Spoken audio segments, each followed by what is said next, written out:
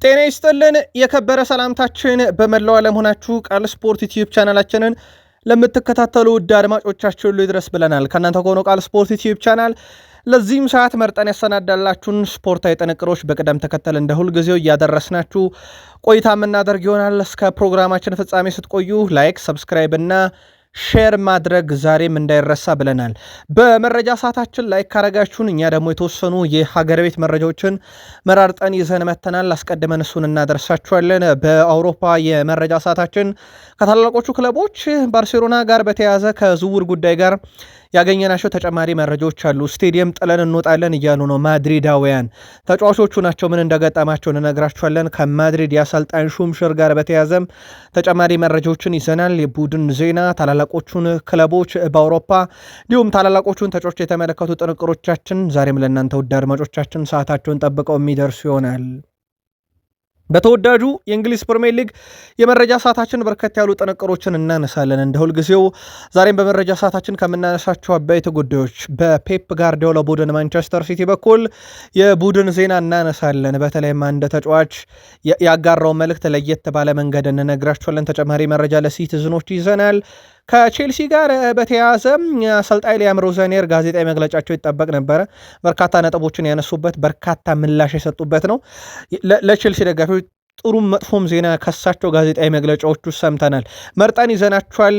እሳቸው በክለቡ ይቀጥላሉ ይሰናበታሉ ለሚለውም እወቁት ብለዋል። ምላሻቸው በጣም አነጋጋሪ እንነግራችኋለን። በቃል ስፖርት ዩቲዩብ ቻናል ቆይታ ካደረጋችሁ አሊሰን ቤከር ጉዳት እንደደረሰበት ይታወቃል። መች ወደ ጨዋታ እንደሚመለስ ለሊቨርፑልያን መረጃ በቃል ስፖርት ዩቲዩብ ቻናል ተይዟል። በቃል ስፖርት ዩቲዩብ ቻናላችን በሊቨርፑል በኩል ተጨማሪ የቡድን ዜና ለየት ያሉ ጥንቅሮችንም እንዲሁ ከወቅታዊ ጉዳዮች ጋር በተያያዘ ያገኘናቸው ተጨማሪ መረጃዎች በቃል ስፖርት ዩቲዩብ ቻናል። በማንቸስተር ዩናይትድ የመረጃ ሰዓታችን የቡድኑ ወሳኝና ቁልፍ ሰው ከ1 ሚሊዮን ፓውንድ ጋር አያይዘን እናነሷለን። በምክንያት በማንቸስተር ዩናይትድ በኩል እንደ ቼልሲ እየሆንን ነው የሚል ነገር ተነስቷል። ምክንያቱ ምንድን ነው? ባዮስ ማን ነው? እናነሷለን። የቡድኑ ወሳኝና ቁልፍ ተጫዋች በቢግ ሲክስ ክለቦች ላይ የተለየ ነው እያለን ነው። የፋብሪዞ ሮማኖን ዘገባ እንደወረደ እንነግራቸዋለን በዩቱብ ገጻችን ላይ።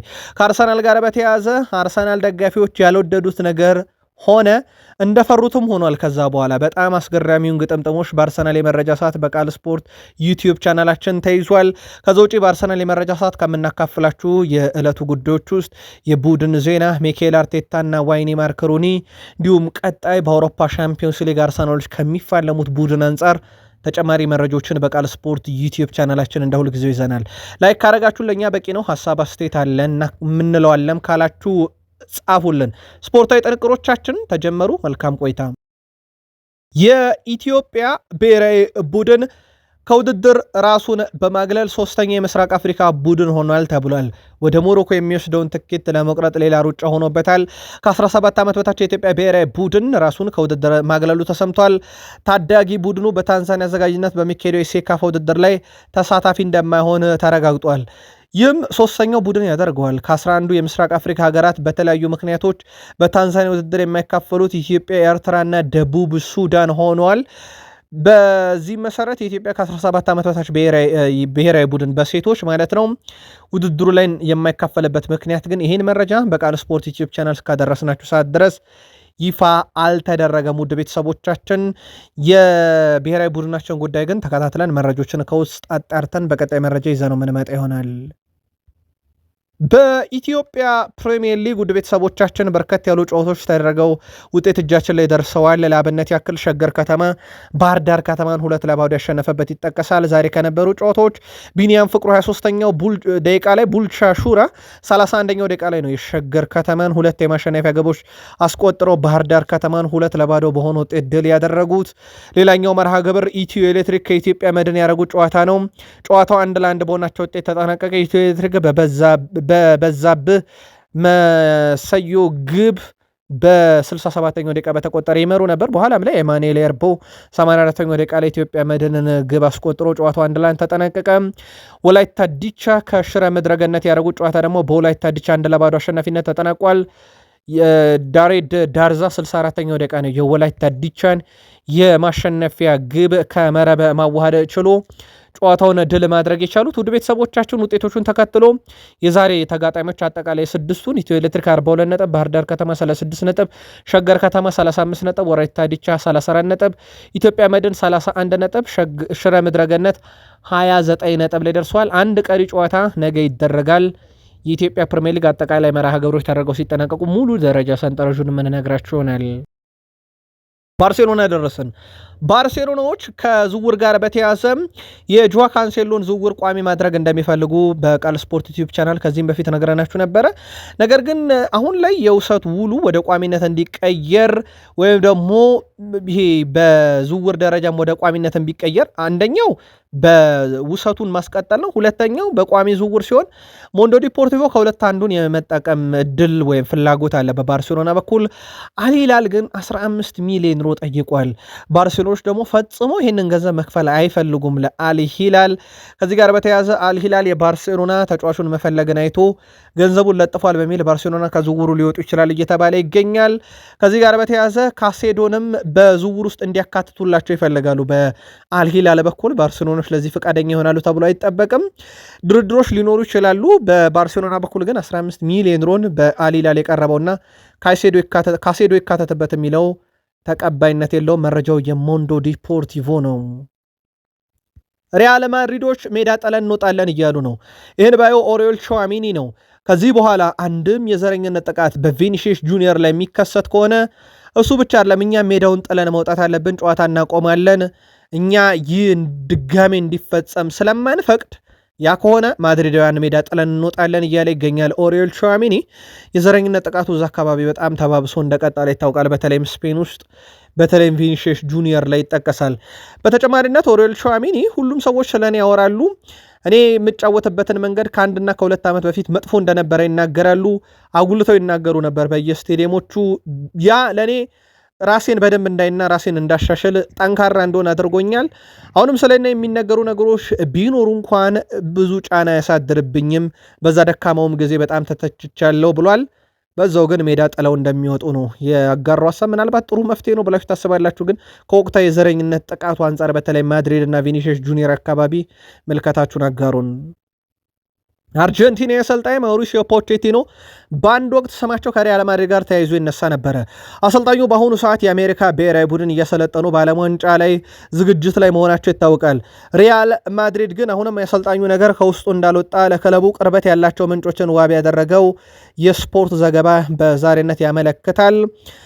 የሪያል ማድሪድ ፕሬዚዳንት ፍሎሬንቲኖ ፔሬዝ ፖቼቲኖ ያላቸው ፍቅር ጠልቅ ነው ይላል። እንደውም ዘገባው ሎስ ብላንኮች እያስመዘገቡ የሚገኘው ደካማ ውጤት ተከትሎ አሰልጣኝ አርቤሎዋ በቀጣይ ክለቡን ይለቃሉ ተብሎ ይታሰባል። ይህ በእንዲህ እንዳለ ፕሬዚዳንት ፍሎሬንቲኖ ፔሬዝ ዓመቱ ሳያበቃ አደባባይ ወጥተው ስለ ክለቡ ሁኔታ ለመናገር ማሰባቸው እየተነገረም ይገኛል። ምናልባት ከሚዲያ ትኩረት ጋር በተያያዘ ነው እየተባለ ነው።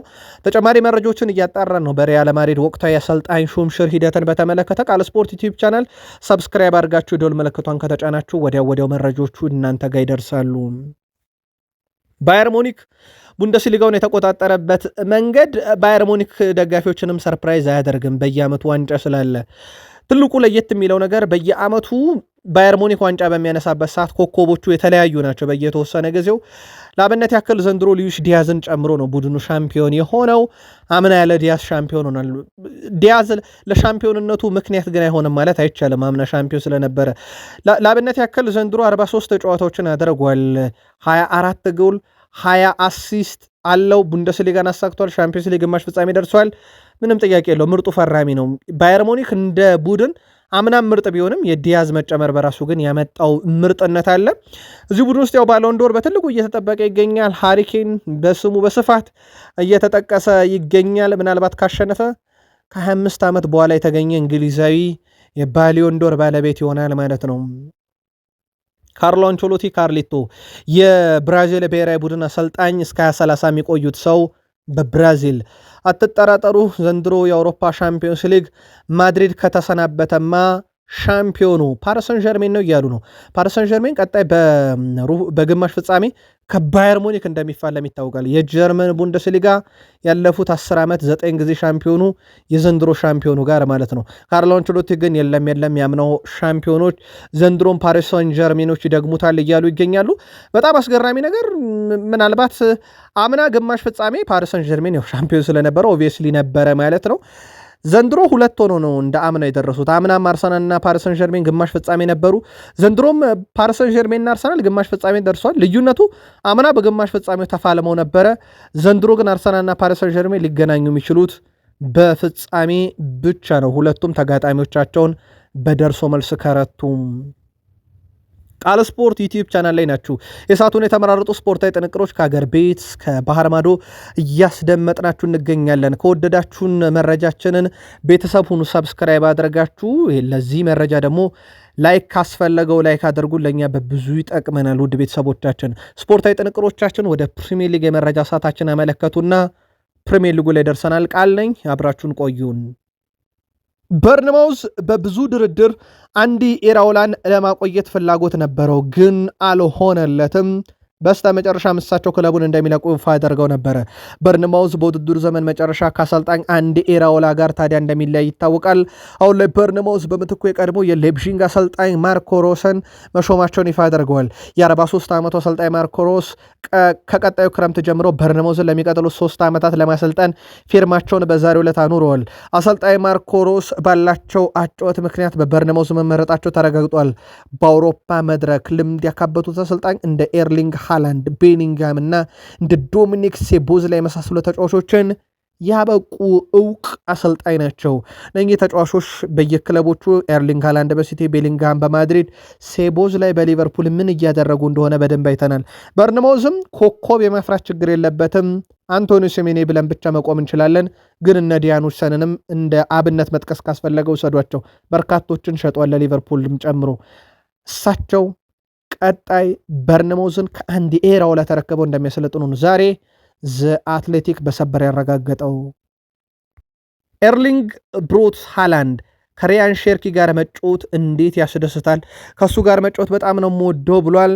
የሼርኪ የእግር ኳስ ክህሎት ያው ለጥያቄ የሚነሳ አይደለም። በኦሎምፒክ ሊዮን በተለይም የተጫዋቹ ብቃት ሞር ወደ አውሮፓ ገዝፎ የወጣበት ይመስላል። ቴክኒካል ብቃቱ ፍጹም የተለየ ነው። ለዚህ ማሳያው በየስቴዲየሞቹ ያደረጋቸው ነገሮች የሚረሱ አይደሉም።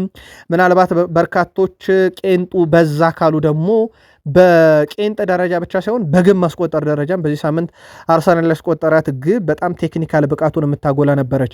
ሃላንድ ከሱ ጋር መጫወት ያስደስታል ነው ያለው። በነገራችን ላይ ኤርሊንግ ብሮት ሃላንድ የመጀመሪያ ፕሪሚየር ሊግ ተጫዋች ሆኗል በዚህ ዓመት 30 ሲደመር የግብ አስተዋጽኦ ላይ የደረሰ 23 ግብ 7 አሲስት አለው። ከአርሰናሉ ተከላካይ ማጋሌሽ ጋር ግን ከጨዋታው በፊት የተጠበቀውን ነገር በጨዋታው አሳይተውናል። ለአድማጭ ተመልካቾች እንቶ ምናልባት ጨዋታው ላይ ማን ከሁለቱ የተሻለ ጋብርኤል ማጋሌሽ ሃላንድ ሲከላከል፣ ሃላንድ ጋብርኤል ማጋሌሽ ላይ እግር ኳሳዊ ጥቃት ሲፈጽም ወይም የአጥቂ ባህሪውን ሲወጣ ነው የትኛው የተሻለ ነበር የሚለው። በሃላንድና በማጋሌሽ መካከል ያለው ጸብ ግን ወደ ድብድብም ተቃርቦ ነበረ። የግንባር መገጫጨትም ነበረ። በዛ መካከል እኔ ተገጭቻለሁ ግን ያልወደኩት ቀይ ካርድ እንዳያይ ነው ማለቱ በጣም አነጋጋሪ ነበር በሃላንድ በኩል። ምክንያቱም በወድቅ ማጋሌሽ ቀይ አይቶ ከጨዋታ ይወጣ ነበር ማለቱም የሚዘነጋ አይደለም። ውድ ቤተሰቦቻችን ቼልሲ ደርሰናል። ከቼልሲ ጋር በተያያዙ የሰማዮቹ የፊት መስመር ተሰላፊ ኤስታቪዮ ከብራይተኑ ጨዋታ ውጭ መሆኑን አሰልጣኝ ሊያም ሮዘኔር አረጋግጠዋል። ኤስታቪዮ በማንቸስተር ዩናይትድ ጨዋታ ጉዳት አጋጥሞት ተቀይሮ መውጣቱ የሚዘነጋ አይደለም። በሌላ በኩል ኤንዞ ፈርናንዴዝ ለጨዋታው ዝግጁ ሲሆን ዦዋ ፔድሮ መጫወት እንደሚችል እየተናገሩ ነው። ቃል ስፖርት ዩቲዩብ ቻናል ላይ የምትገኙ ቼልሲያውያን በቡድኑ በኩል ወቅታዊ መፍትሄ መሆን ይገባዋል የተባለው ኤንዞ ፈርናንዴዝ ከዩናይትድ ብቃት አንጻር አሁንም የፊትነስ ጥያቄ ያለበትና ወደ ቋሚነት መመለሱ ተገቢ ነው ብላችሁ ታስባላችሁ? በዚህኛው ጨዋታ ምልከታችሁን አጋሩ። ሌቪ ኮልዌል በአመቱ ከመጠናቀቁ በፊት ወደ ሜዳ እንደሚመለስ ያስረዱት ሊያም ሮዛኔር ቅዳሜ ከወጣት ቡድኑ ጋር ግን ጨዋታ ያደርጋል ሲሉ ተደምጠዋል። ስለዚህ በፍጥነት ወደ ዋናው ቡድን ሊመለስ የሚችልበት እድል እንዳለ ግን አረጋግጠዋል። ውድ ቼልሲያውያን ባለቤቶቹ እየደገፉ ነው ብሏል ሊያም ሮዛኔር። ደጋፊዎች ደግሞ በጉሩምሩምታም ቢሆን አደባባይ ያወጡትም ተቃውሞ ላይ ናቸው። የቼልሲ አሰልጣኝ ሊያም ሮዛኔር ከብራይተን ጨዋታ በፊት በክለቡ 100% በባለቤቶቹ በተለይም ድጋፍ አለኝ ብለዋል። እስከ 5 ለመጨረስ ነገሩን በራሳችን አከብደነዋል። ማድረግ የምንችለው ነገር ተስፋ ለመቁረጥ ነው እያሉ ነው እሳቸው። ጨዋታውን ማሸነፍ ከፈለግን ግብ ሊቆጠርብ አይገባም። የሚያበሳጨኝ ነገር ቢኖር የተቆጠሩብን ግቦች አይነታቸው ነው እያሉ ነው እሳቸው። ብራይተን ለመግጠም በጣም አስቸጋሪ የሆነ ቡድን ነው። ከቶትናም የነበረውን ጨዋታ ቁጭ ብያቸዋለሁ እያሉ ነው ሊያም ሮዘኒየር። ማሸነፍ አለብን፣ ደጋፊዎች የሚጠብቁት ያንን ነው እያሉ ነው። ውድ የቃል ስፖርት ዩቲዩብ ቻናል ቤተሰቦቻችን እሳቸው ደጋፊ ውጤት እንደተጠማ የገባቸው ባለቤቶቹ 100% ድጋፍ እንዳለ ያረጋገጡበት ጋዜጣዊ መግለጫቸው ላይ ኤስታቪዮ በጨዋታው እንደሌለ፣ ዦዋ ፔድሮ እና ኤንዞ ፈርናንዴዝ ግን በጨዋታው እንዳሉ ገልጸዋል። ቼልሲያን በጨዋታው ዙሪያ ተጨማሪ መረጃ በቃል ስፖርት ዩቲዩብ ቻናል በተከታታይ ይኖረናል። ሰብስክራይብ ማድረግ እንዳይረሳም። ብራዚል የሊቨርፑል ቁጥር 1 ግብ ጠባቂ አሊሰን ቤከር አመቱ ሳይጠናቀቅ ወደ ሜዳ ይመለሳል ብለዋል አሰልጣኙ በዛሬው ጋዜጣዊ መግለጫቸው ላይ። አሊሰን ቤከር ሊቨርፑል ኦልድ ትራፎርድ ላይ ከማንቸስተር ዩናይትድ ጋር በሚያደርገው ጨዋታ ነው ሜዳ ላይ የሚጠበቀው። በሌላ በኩል ማማርዳሽቪሊ ያጋጠመው ጉዳት የተፈራውን ያህል የከፋ እንዳልሆነ ታማኝ የዜና ምንጮች እያረጋገጡ ይገኛሉ። የቃል ስፖርት ዩቲዩብ ቻናል የሊቨርፑል ደጋፊዎች ግብ ጠባቂው በቀጣይ ከ2 እስከ 4 ሳምንት ባለ ጊዜ ውስጥ ወደ ሜዳ ይመለሳል ተብሎ እየተጠበቀ ይገኛል። ያ ማለት በሊቨርፑል በኩል ምናልባት አሊሰን ቤከር ቀድሞ ከማማርዳሽቪሊ ቀድሞ ሊመለስ የሚችልበት እድል አለ እንደማለት ነው። ስለዚህ ሊቨርፑል አሊሰን ቤከርን ቀድሞ ሊያገኝ የሚችልበት እድል አለ። የሊቨርፑል ቁጥር 2 ግብ ጠባቂ ጆርጅ ማማርዳሽቪሊ የመርሳይድ ደርቢ ጉዳት እንግዲህ እንዳጋጠመው ይታወቃል። በዛ ጨዋታ ነው ጉዳቱን ያስተናገደው።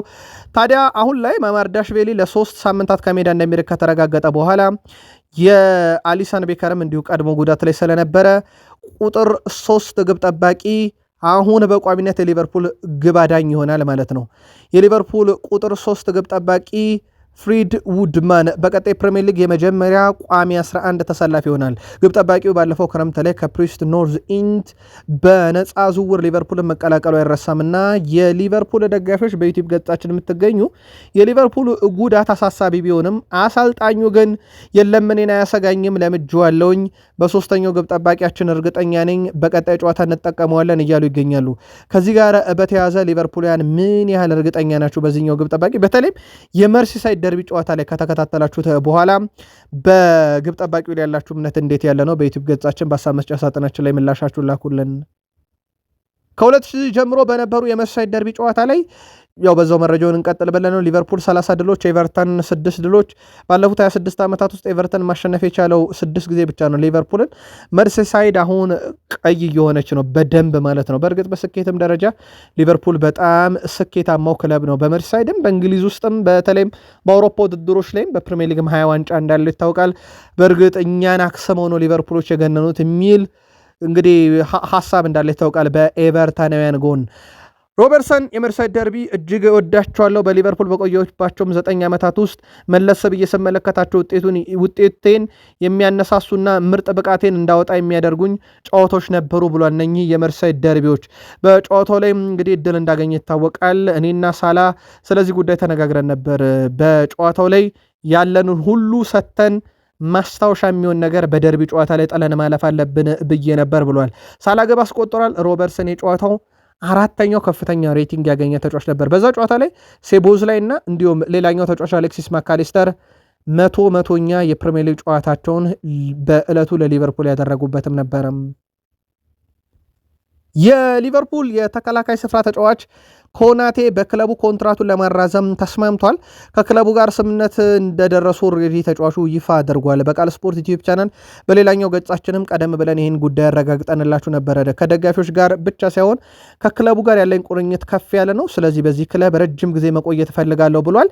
ከተጫዋቹ ጋር በተያያዘ ሌላኛው ትሬንት አሌክሳንደር አርኖልድ ይሆናል ተብሎ ሲጠበቅ የነበረ ጉዳይ እንደነበረ ይታወቃል። ከዚህ ጋር በተያያዘ ግን በተጫዋቹ በኩል ኮንትራቱን ይፈርማል።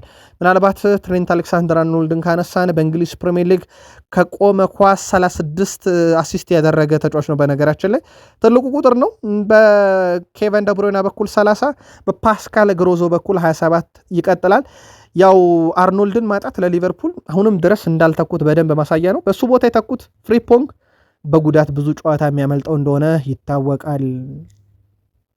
ዩናይትድ ደረሰን።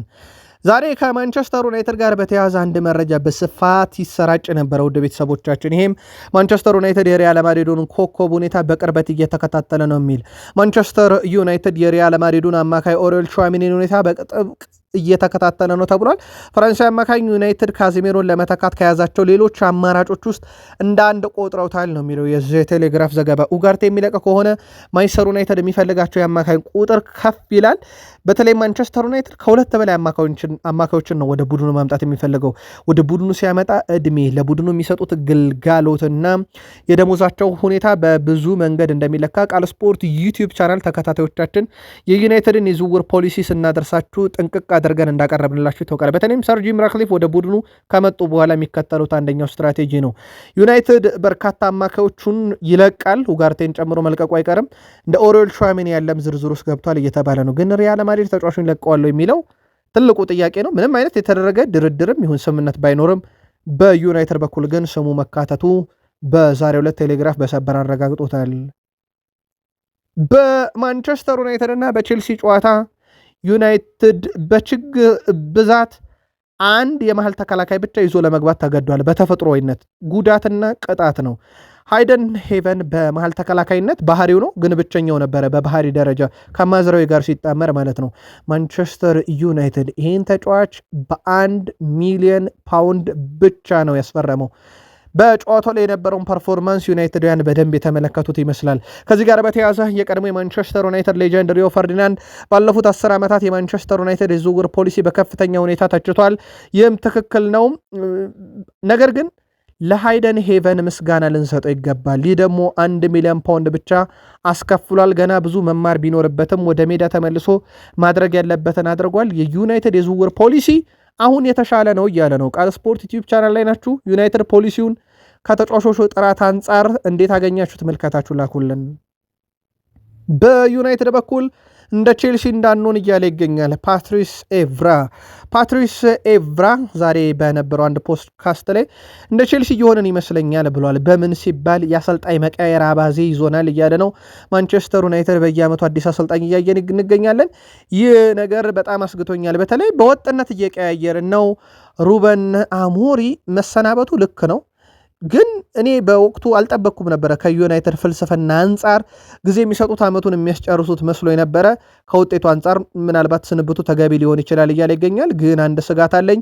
ይሄም ዩናይትድ ልክ እንደ ቼልሲ መረጋጋት ውስጥ እንዳይገባ እያደረገ ያለው የአሰልጣኝ 10 ጊዜ መቀየር ነው እያለ ይገኛል። አሁን አሰልጣኝ ከመቀየር ማይክል ካሪክን አቆይቶ ታምሩን መጠበቅ ይሻላል እያለ ይገኛል። ቃል በቃል ነው እንደዚህ ያለው። በነገራችን ላይ ማይክል ካሪክን ተአምር ብንጠብቅ ይሻለናል። እሱ ተአምር እየሰራ ነው፣ ሌላ ተአምር ብንጠብቅ ይሻለናል፣ አዲስ አሰልጣኝ ከምንቀጥር እያለ ነው። ቃል ስፖርት ዩቲዩብ ቻናል የዩናይትድ ደጋፊዎች ምልከታችሁን ከፓትሪስ ኤቭራ አንጻር እንዴት አያችሁት? የእናንተን አጋሩን። ብሩኖ ሚጌል ፈርናንዴዝ በማንቸስተር ዩናይትድ በእንግሊዝ ፕሪሚየር ሊግ ብቻ ቢግ ሲክስ የተባሉ ክለቦች ላይ ማለትም 5ቱ ላይ ዩናይትድ አንደኛው ስለሆነ 28 የግብ አስተዋጽኦ አለው። እንደ ቶትንሃም የሚቀነው የለም። 7 ሲቲ ቼልሲ ላይ 6 የግብ አስተዋጽኦ፣ አርሰናል 5 ደርሷል፣ ሊቨርፑል ላይ 4 ደርሷል። ከሊቨርፑል ጋር አንድ ጨዋታ እንደሚቀረው ይታወቃል። በዚህ ውድድር ዓመት ያው የአሲስት መጠኑ የሱ 18 ደርሷል። 2 የቀረው ለታሪካዊ የአሲስት መጠን ቴሪ ዳንኤልና ኬቨን ደብሮይና። ከዛ ውጭ ዘንድሮ 26 የግብ አስተዋጽኦ አለው። በሃላንድ ብቻ ይበለጣል፣ 30 ደርሷል። ብሩኖ የአማካኝ ስፍራ ተጫዋች እንደሆነ ይታወቃል። አርሰናላውያን አሰልጣኝ ሚኬል አርቴታ የወሩ ምርጥ አሰልጣኝ እጩ ሲባሉ አልወደዱትም ነበረ። ውድ ቤተሰቦቻችን ያልወደዱበት ምክንያት የፕሪሚየር ሊግ የወሩ ምርጥ አሰልጣኝ የተባሉ አሰልጣኞች ከዛ በኋላ አልቀናቸውም። የዚህ ዓመት ማሳያ ማሬስካና ሩበን አሞሪን ሸኝቷቸዋል ከየክለባቸው። የሚኬል አርቴታን ሽኝት ይፋ ባያደርግም ይህ የወሩ ምርጥ አሰልጣኝነት ሽልማት ከዛ በኋላ ብታምኑም ባታምኑም አንድም የፕሪሚየር ሊግ ጨዋታ ሚኬል አርቴታ አላሸንፉም። ያቺን ሽልማት ከተረከቡባት ቀን ጊዜ ጀምሮ የአርሰናል ደጋፊዎችም በቃል ስፖርት ዩቲዩብ ቻናላችን በሀሳብ መስጫ ሳጥናችን ላይ በርካቶች ይሄ ሽልማት ቢቀርባቸው ይሻላል፣ ሊወሰድ እድል የለውም ሲሉ ነበር። እንደፈሩትም እንደሰጉትም አርሰናልና ቡድኑ ድል አልቀናውም ከሚኬል አርቴታ የወሩ ምርጥ አሰልጣኝነት ሽልማት በኋላ። ለዚህ ማሳያ የሚሆነው ለአብነት ያክል የእሳቸው ቡድን በአጠቃላይ በዚህ ዓመት 55 ጨዋታን አድርጓል። በመጀመሪያዎቹ 49 ጨዋታ 3 ሲሸነፍ በመጀመሪያዎቹ 49 ጨዋታ 3 ሲሸነፍ አሁን በመጨረሻ በተጫወታቸው 6 ጨዋታ ከሽልማቱ በኋላ 4ኛ ሽንፈቱን ያስተናገደው። ከሲቲ ጋር በነበረ ጨዋታ በግልጽ የሚታዩ ልዩነቶች ነበሩ። በተለይም አርሰናል የተጫዋቾች ልምድና በራስ መተማመናቸው ራሱ ጥያቄ ውስጥ የሚያስነሳ ነው። ለአብነት ያክል ማዱኬ በጨዋታው ላይ ከሲቲ አንጻር ዶኩ ካየነው በጣም የወረደ ፐርፎርማንስ ነበረው። እነ ኒኮ ኦራይሌ ካሳዩት ፐርፎርማንስ እና ሄንካፔ እነ ሮድሪ እና ዙቤሜንዲ እነ ሼርኪ እና ኦዴጋርድ ሃላንድ እና ሃቨርዝ ለቡድኑ ምን ሰጡ የሚለው ትልቁ ማነጻጸሪያ ሊሆን ይችላል። ግን እንደ አጠቃላይ በተናጠል ብቻ ሲሆን እንደ ቡድኑ ከሚኬል አርቴታ የተሰጠው የጨዋታ እቅድ ለዚህ ደግሞ በጣም ወሳኝነት ይኖረዋል። ምናልባት በአርሰናል ቤት ጉዳት ቡድኑን ጎርቶታል። ይሄ ጥያቄ የሚያስነሳ አይደለም። ሚኬል አርቴታ አምና ለምን ዋንጫ አጡ ሲባሉ በቃል ስፖርት ዩቲዩብ ቻናልን በተደጋጋሚ አንስተናል። ይህንን የእሳቸው የዋንጫ ማጣት ምክንያት ጉዳትና ቀይ ካርድ ነበር አምና። ምክንያቱ ዘንድሮ ቀይ ካርዱን ቢያስቀሩም ጉዳት ግን ተፈጥሯዊ ነውና ችግር ብሎታል ቡድኑ። ሲቲ አንድ ቀሪ ጨዋታ አለው እያሉ ነው ሚኬል አርቴታ። እኛ ደግሞ 3 ነጥብ አለን። ስለዚህ እኛ በ3 ነጥብ ከነሱ እንበልጣለን። ስለዚህ ውድድሩ ገና አላለቀም። እነሱ ቀሪ ጨዋታ፣ እኛ 3 ነጥብ አለን፣ ያለቀ ነገር የለም ሲሉ የቀድሞ የማንቸስተር ዩናይትድ ተጫዋች ዋይኔ ማርክ ሩኒ አርሰናል ፕሪሚየር ሊጉ እንደሚያሸንፍ አሁንም አምናለሁ። ሰዎች እነሱን መተቸት ማቆም አለባቸው። ይህ የዋንጫ ፉክክር እስከ መጨረሻው ድረስ እንደሚቆይ አምናለሁ። ቀሪ ጨዋታዎችን ያሸንፋሉ ብዬ አስባለሁ። ነገር ግን ኤቨርተን ከማንቸስተር ሲቲ ነጥብ ማግኘት ይችላል ብዬ አስባለሁ። ስለዚህ ሲቲ ነጥብ የሚጥልበት ጨዋታ ከፊቱ እየጠበቀው ነው። አርሰናል አሁን የሚያስፈልገው ድጋፍ ነው። ተጫዋቾች ቀድሞውኑ ጫና ይሰማቸዋል። ስለዚህ እባካችሁ ሚዲያ ላይ ያላችሁ ሰዎች ከአርሰናል ጎን እንቁም እያለ ነው ዋይኒ ማርክ ሩኒ፣ የቀድሞ የማንቸስተር ዩናይትድ ሌጀንድ። ቃል ስፖርት ዩቲዩብ ቻናል ላይ ናችሁ። ሩኒ ከማንቸስተር ደርቢነት አንጻር ነው ወይንስ ከአርሰናል ጥራት አንጻር ነው ብላችሁ ታምናላችሁ? በዚህን ያክል ደረጃ ከአርሰናል ዋንጫ ምኞት ዘንድ እስከ መጨረሻው አለው የሚለው ምልከታችሁን አጋሩን። አርሰናል በአውሮፓ ሻምፒዮንስ ሊግ ከአትሌቲኮ ማድሪድ ጋር በግማሽ ፍጻሜ እንደተደለደለ ይታወቃል። ሜትሮፖሊታኖ ስቴዲየም የመጀመሪያ ጨዋታ፣ ቀጥሎ ደግሞ ኤምሬትስ ላይ። አትሌቲኮ ማድሪድ ኤድሞንድ ላሉክማን እና ሶሎሮት በቀጣይ ቀናት በግል ልምምድ እንደሚሰሩ አሳውቀዋል። ተጫዋቾቹ በኮፓ ዴል ሬይ ፍጻሜ ጨዋታ መጠነኛ ጉዳት እንደገጠማቸው ይታወቃል። ክለቡ ይፋ ባደረገው መረጃ መሰረት ተጫዋቾቹ ጉዳት ስጋት ለመጠበቅ ለቀናት በግል ልምምድ እንዲሰሩ ወስኗል። በሌላ በኩል ተጫዋቾቹ ለአንድ ሳምንት ከሜዳ እንደሚርቁና 2 ጨዋታ ሊያመልጣቸው እንደሚችል ማርካ አረጋግጧል። ክለቡ ተጫዋቾቹ በአርሰናል ሻምፒዮንስ ሊግ ጨዋታ እንዲደርሱ ኢላማ ያደረገ ሲሆን በዚህ ምክንያት በጣም ጥንቃቄ አድርጎ ነው ተጫዋቾቹን እየያዘ የሚገኘው። ሕክምናውም ክትትሉም ስልጠናውም ሁሉ ሶሎሮዝና ሉክማንን ለአርሰናል ጨዋታ ማድረስ የሚል ነው። አርሰናል ያለነኝ አትሌቲኮ ማድሪድ የሚገጥም ከሆነ ለአርሰናል ምንም ጥያቄ የለውም፣ ትልቅ አድቫንቴጅ ነው። ግን ካልተመለሱ ነው። ቃል ስፖርት ዩቲዩብ ቻናል በመረጃ ሰዓታችን ለእናንተ ውድ አድማጮቻችን ለዚህ ሰዓት ያሰናድነው ጥንቅር ይሄን ይመስላል። ላይክ ካላረጋችሁ ላይክ አድርጉን፣ አበረታቱን። ለእኛ በብዙ ይጠቅመናል። መረጃዎቻችንን ከወደዳችሁት እና ቤተሰብ ካልሆናችሁ ሰብስክራይብ አድርጉን። የደውል ምልክቷን ከተጫናችሁ ወዲያው መረጃ ስንደርስ እናንተ ጋር ከተፍ እንላለን። አበቃን።